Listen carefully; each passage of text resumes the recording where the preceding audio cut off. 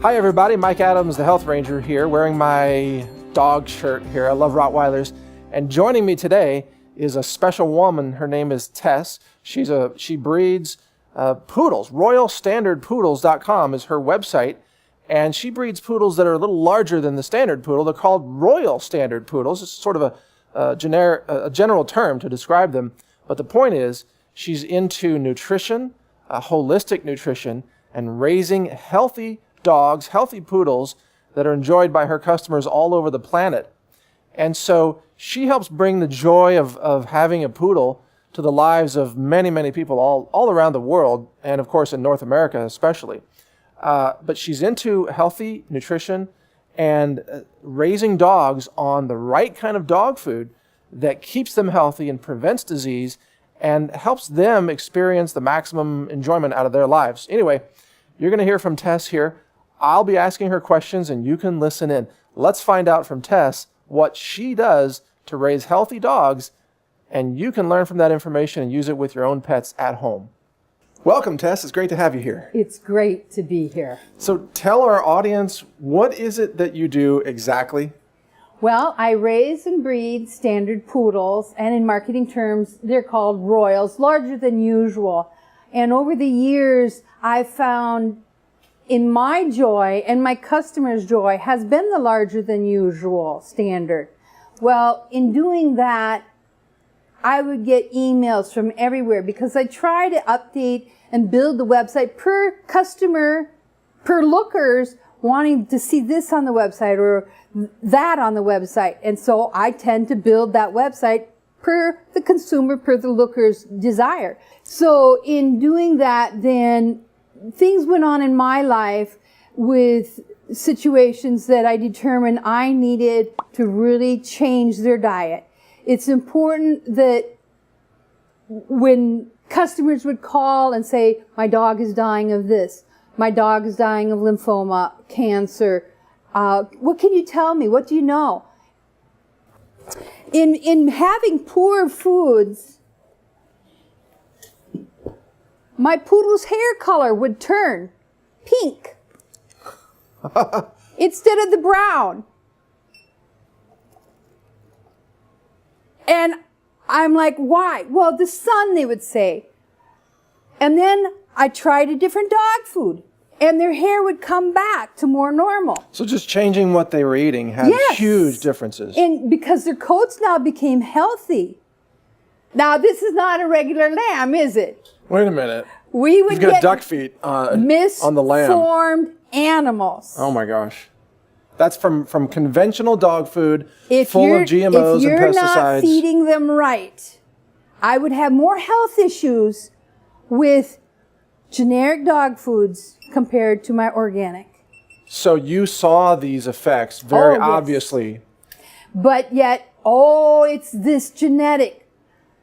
What, people were telling you it was genetics? Some would. They would say, well, that doesn't make sense when you've had so many litters on this dog food and then you switch and now the same pair has a different problem because you switched dog foods.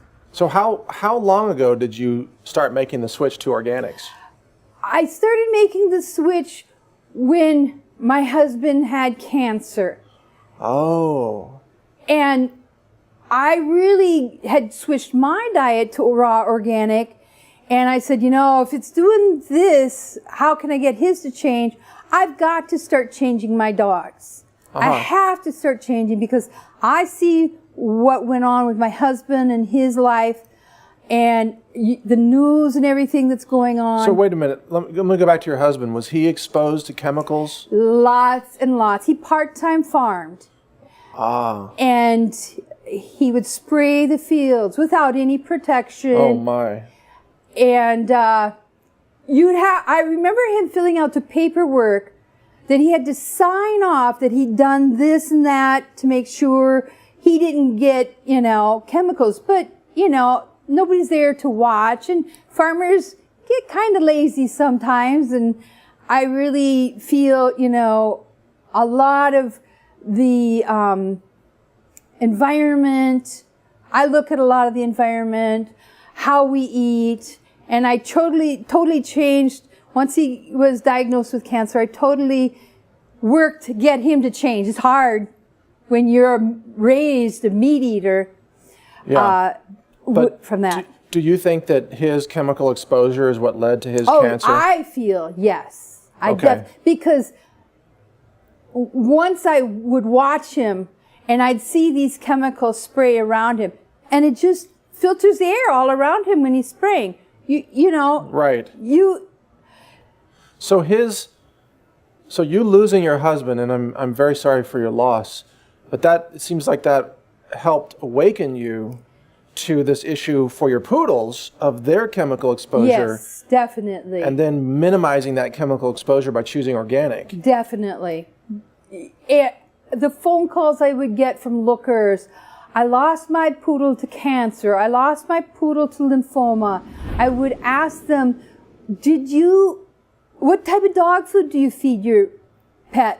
What environment do you use chemicals on your carpets, in your grass? A lot of, people come in the South and spray with heavy chemicals to take care of their grasses. And glyphosate.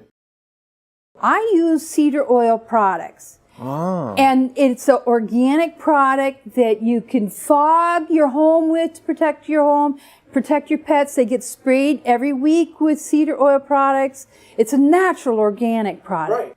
And so if you take a look in my viewpoint, in my observation, I can literally tell you a neighbor farmer took a contract to let them take and spray an old oil area onto his field. And they'd planted trees for cropping in Minnesota where they would harvest for paper mills. Uh-huh. And right next to him, and all the trees, compared to his, were short, yellower. They were 2/3 shorter. 2/3 shorter. Wow, because of the chemicals on the field? Because of what they'd done to that field. Wow.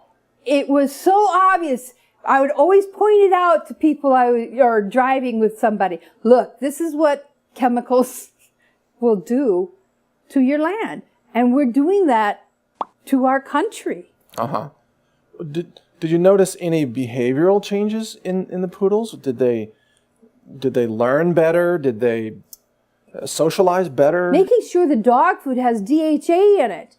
Because like humans need fish oils, omega-3s, dogs need to help brain development as well.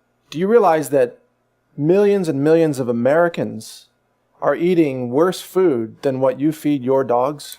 Yes, I know that. And you know that they are compromised cognitively, having trouble in school. They're not getting the omega-3s, not getting the DHA.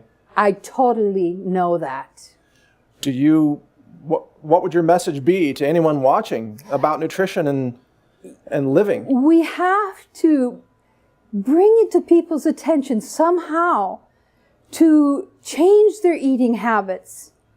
We have been snowballed into believing that this is the way to go. In the decades that it started, it was the social thing to do. What, you mean junk foods or what? Yeah, or just mass production. Okay. In the early 40s or so. Mass production. And now we have become more aware with tests, the technology we have today, to know that there's a difference. Yes. All right. Well, I want to wrap this one up, but in the next video, I'd like to ask you, you've done some scientific analysis with Agilent on what's in dog food, and I want you to share that with us on the next video.